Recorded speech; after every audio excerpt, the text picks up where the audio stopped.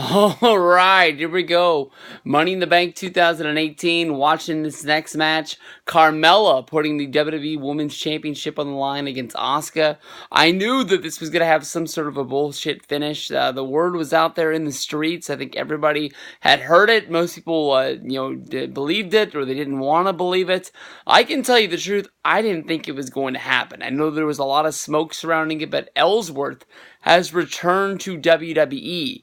And I know, last year, or maybe this year before, the Great Khali came back and helped the Jinder Mahal beat Randy Orton in that Punjabi prison match. And many people thought that Great Khali was making his return. He was going to be part of some sort of a stable. We never saw him again until the world's greatest Royal Rumble. He was gone pretty much forever. So I don't know. But for me, honestly, the way that Ellsworth hung around with Carmella, we didn't see him hug. We didn't see him kiss. It doesn't look like they're really going to be a couple, but I can see them coming back for the next episode of SmackDown, and Ellsworth is still there, still in the picture. I think that Ellsworth, if you think about the run with Carmella, I think a lot of people would be wrong thinking that the run lasted longer than it did. They hooked up around January, around the Royal Rumble time, and it lasted almost until about the Survivor Series. He got to make a WrestleMania appearance. He had a lot of things. He got to actually win the Money in the Bank match for Carmella. I believe he was even involved in the rematch on SmackDown. He had an intergender singles match against Becky Lynch. He had a lot come out of this run, plus this last run that he had on the Indies, coming fresh off of WWE, was really, really good for him. If you haven't listened to the Robbie E podcast on MLW, I believe it's called Why It Ended. It's something close to that. It's him and Matt Coon. They interviewed Ellsworth either last week, this week. It was one of the last podcasts that they did. Really, really good stuff from Ellsworth. I've never really was the biggest fan of his, but talks about him, coming in and getting the attention of Vince McMahon in that match that he had with Strowman, and then coming back and doing some more fun things and actually joining the roster, being a part of the video game.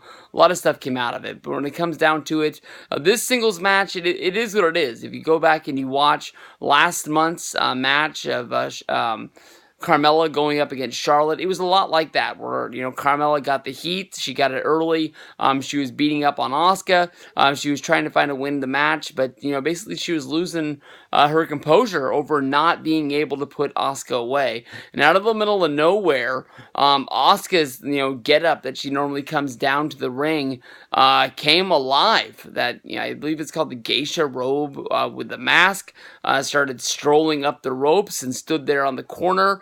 They had a face-off where Asuka couldn't believe, that, what was going on, and just had a stare down with, the person behind the mask.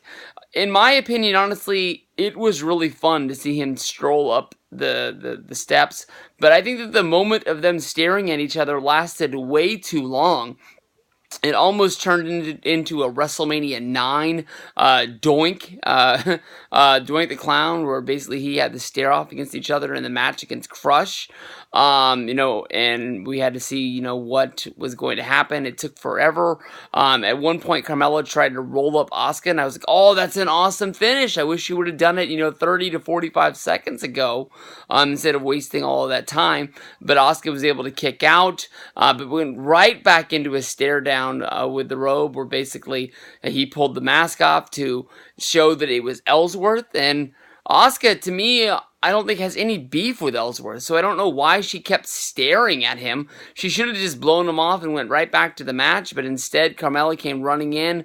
I don't know if her finish was a kick or a knee to the head, knocking out Asuka, and Carmella was able to get the win and ran off into the sunset with that women's championship. So we're going to have to tune in on SmackDown to see where it goes from here, but it looks like Ellsworth is back in WWE.